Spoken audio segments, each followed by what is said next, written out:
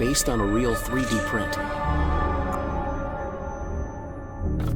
Created on a normal printer. But different from the others.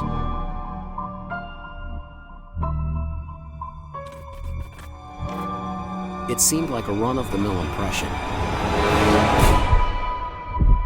Until they found out that he liked to change places.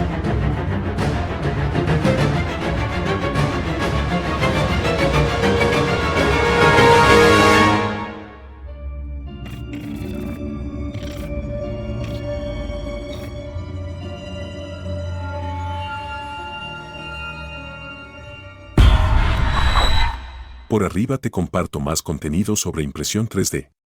No olvides suscribirte.